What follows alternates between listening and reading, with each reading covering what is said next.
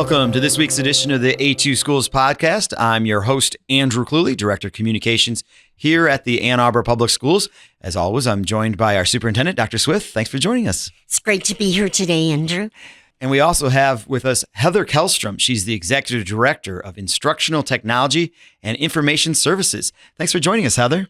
Thank you for having me. So glad to be here. So as you might imagine with Ms. Kellstrom here, we are going to be talking all things IT and cyber and whatnot. And it's obviously a very important part of the Ann Arbor Public Schools. It's so great to have you with us today, Dr. Kellstrom, to talk technology. And we know that in the Ann Arbor Public Schools, we are very clear about the primacy of teaching and learning in person, those person-to-person human connections, and really technology as a support to that process. Could you say a little more about that?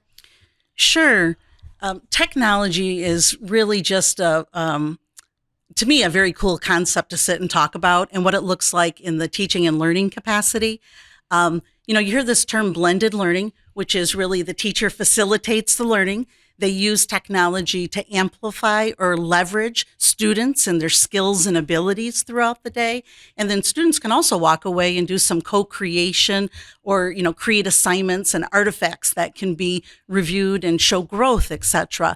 I get asked often, why blended learning in a school system in this day and age? And did you know that the 65% of the jobs that our current students will get when they grow up do not even exist today? And that's just mind-blowing when you think about it. Yes. And then furthermore, there's this whole concept of automation. And right now, they're saying that 47% of the jobs that are out there are going to be automated in 2033.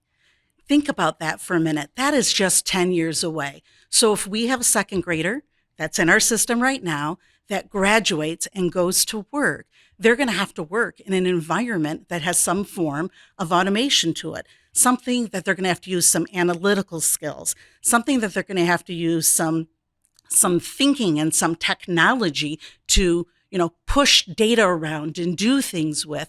And so that's such an important reason to have our kids around technology every day in the classroom to use it as needed to grow themselves and participate successfully in society today and tomorrow.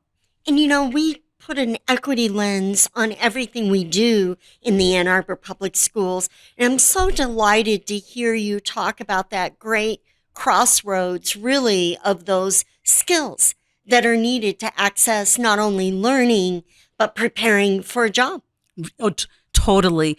Our kids have to learn how to actively participate this one-to-one in small groups, in whole group, with our teachers leading it. They've got to learn how to share resources, how to digest and curate resources, how to think critically, how to communicate, how to collaborate. And all of those are done in a technology-rich environment. Of course, it's balanced, because you hear sometimes, they just sit on computers and do Chromebooks all the time. But it has to have this balanced approach to learning that really represents the modern world that we live in. I love it. And when you talk about the modern world that we live in, I know that our community in the past has passed a technology bond. And then in 2019, the bond that was passed then sort of incorporated the technology bond, so that our community has helped us fund to make sure that our kids are able to use, and not just our kids, but also the teachers and the other staff members able to use current technology. Can you talk a little bit about that side, the sort of the behind the scenes part, the part that I think people don't really know exactly what is going on in IT if they don't work in IT. What's going on in IT in terms of that angle? Well, it's a really great question. So, Ann Arbor is not a small district. We are very fortunate to be filled with about 126 miles of fiber. Fiber is how we get our internet. We have 32 school buildings and a few other extra buildings to service. We have this network and 100 networking closets that we, work and maintain every day.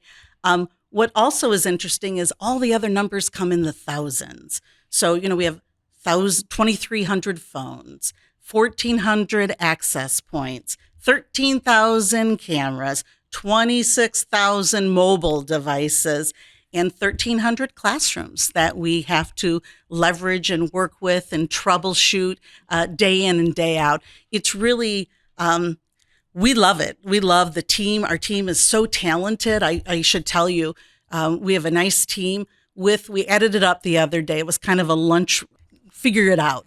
We have 334 years of service to Ann Arbor Public Schools on our technology team. Think about that institutional knowledge. Yes. It is just phenomenal. So we do things big in Ann Arbor, and thanks to, our community for, finding value and making sure, technology is all about the connection. We connect people internally and externally, and, we're all about digital access and digital resources. Well, I just really appreciate your team. I want to jump in there and say, during our electrical outages or our winter weather, your folks are up 24/7. I get messages from you at all hours of the day and night, and they're vigilantly watching over our connectivity and the restoration of power and restoration of services. People don't realize probably, but our phones, everything works through that pathway that you and your team take care of for us. And I know I'm saying that in really poor technology language, but I'm a teacher, so yeah. Yeah. It is schools years ago, we used to be operational 5 days a week. We're 24/7, 365. Sure. Yes. And, it's our privilege and passion and pleasure. We're all in our group very passionate about technology and how we lift everybody up. We want that technology to amplify everything that we need to do in the district. And the goal then, and I was one of those teachers for many years, the goal is that the teachers and the students can focus on learning and not be delayed or distracted by a technology problem. And isn't that great? That's the magic to me of what you do. That is the magic. In IT, we always call it, we like to make it happen. So we make it happen in Ann Arbor Public Schools, and it is the information technology department. I love it. It happens.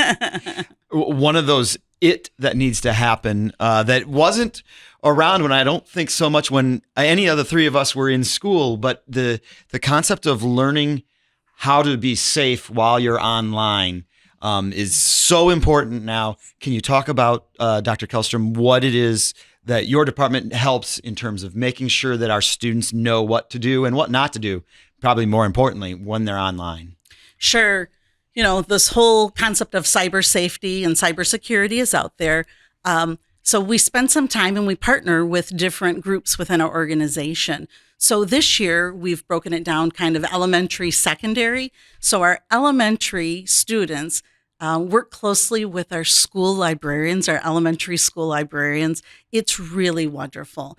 They work with the students on lessons in the media centers to teach them about media balance, how to make good choices when you're using your media, how to handle online privacy, how to, not find yourself in cyberbullying instances, how to take in the news and the media literacy and know when it's real or it's fake, and then how really to create a positive digital footprint. This year for the 22-23 school year, our school librarians are teaching the common sense media school curriculum.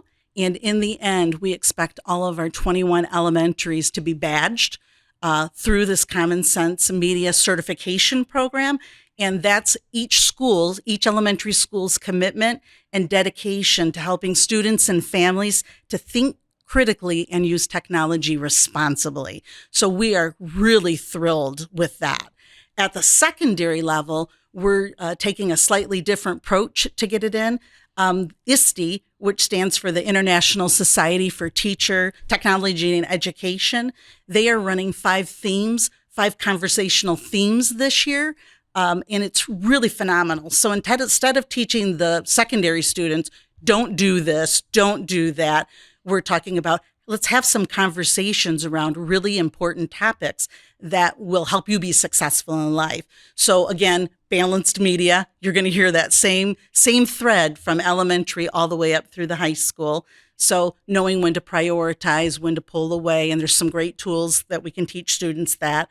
The next one is being informed when curating content. You can't assume everything is real, right?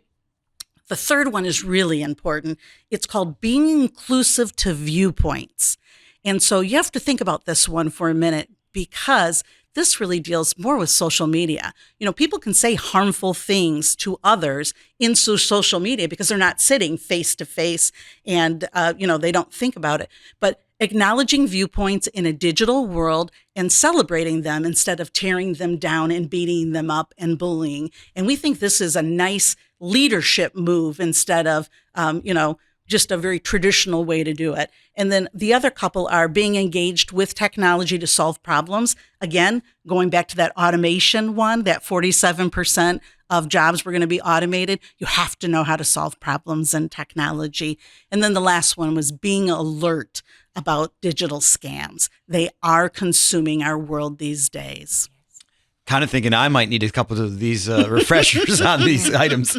I tell you, when I engage with parents, it's just really one of the most common requests that we receive is, will you help my child understand how to be safe when they're online? And so I am so grateful because, as parents and as family members, we want to protect them, but we don't always know how. Correct. So, yes.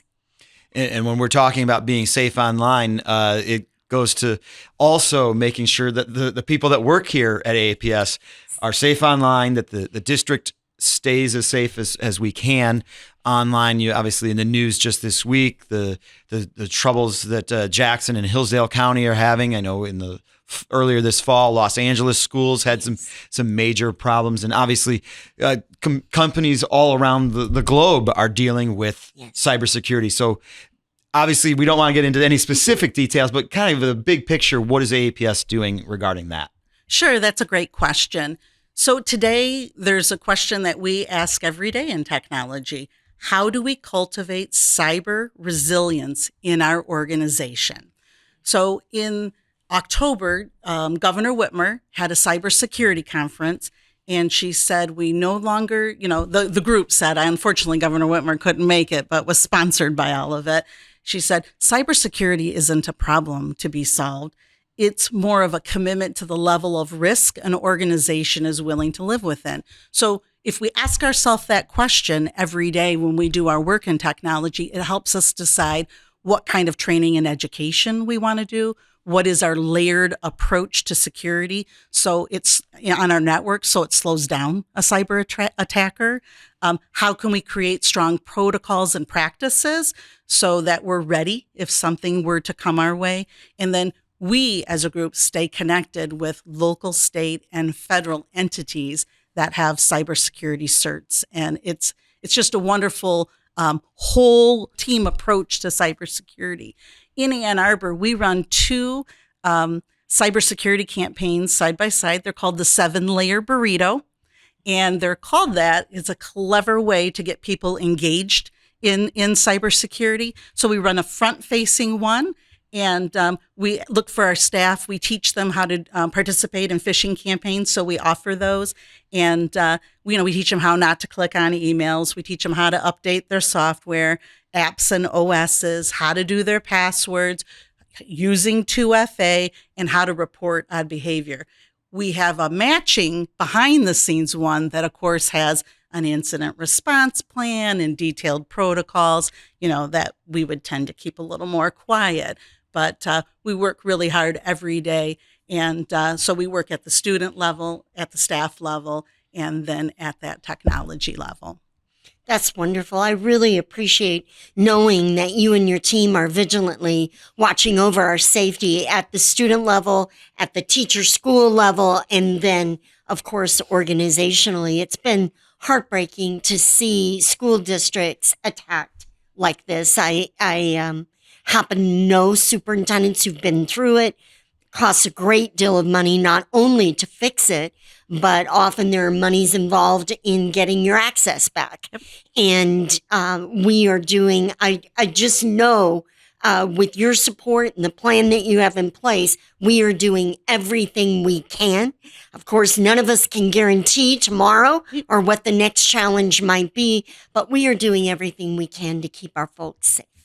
Yep, you can, the one thing we can always do is stay connected. And so we participate in a lot of conferences and we learn a lot of lessons. We are, saddened to see what is happening at Jackson and Hillsdale right now, but we all try to stay in concert and in step together to ensure it doesn't happen to the next district. Yes. Well, it's good to hear that we're on top of that, and that brings us right into other good things and good news of the day. For this week, we're going to celebrate a pair of our high school student athletes that had recent surprises of the very good nature, and we'll start with just this week. Skyline's Harper Murray was named the 2022 Miss Volleyball Award for the state of Michigan from the Detroit Free Press and the Michigan Interscholastic Coaches Associations. I know that she got surprised with that on Monday, so that's a big congratulations. She's going to be going on and playing volleyball at Nebraska next year. So that's exciting news. Well, congratulations, Harper. I'm just so delighted. You could just see the smile on her face and all the joy. I understand she's just an amazing young lady. And I have on my list to stop by Skyline and give her a high five. You're going to have to jump pretty high, though, because she's a volleyball player, Dr. Swift. This is true, Andrew. You're correct. But that's not the only excitement. Last week, Huron kicker Adam Samaha, he also plays basketball, but for this story, it's his football kicking that got him invited to play in the U.S. Army All-American Bowl. Only 80 high school football players each year are chosen to compete in this game in December. And so congratulations to Adam Samaha. Oh, congratulations, Adam. What a tremendous young man, not just on the court, but off the court. And, it's so inspiring to hear these stories, isn't it? It is. And I'll just throw in, he's going to be kicking right across the street here at the University of Michigan. So as a Wolverine, I'm just going to say, go blue, Adam. Exactly. Go blue, and we'll be able to watch from the front row, so to speak. Yes. All right. Well, thank you very much, Dr. Kellstrom, for joining us today. Thank you so much. I had a great time. And Dr. Swift, as always, thank you. It's wonderful to be here, and thank you, Dr. Kellstrom, for your help on making IT happen. So I'm getting your phrase down. Love it. This has been this week's edition of the A2 Schools podcast. As always, if you have any questions about the Ann Arbor Public Schools, the first place to go to try and get them answered is our website, a2schools.org. If you have a topic or a question that you'd like to be addressed on a future episode of the A2 Schools podcast, please email communications@a2schools.org. And thank you very much for listening to this week's edition of the A2 Schools podcast.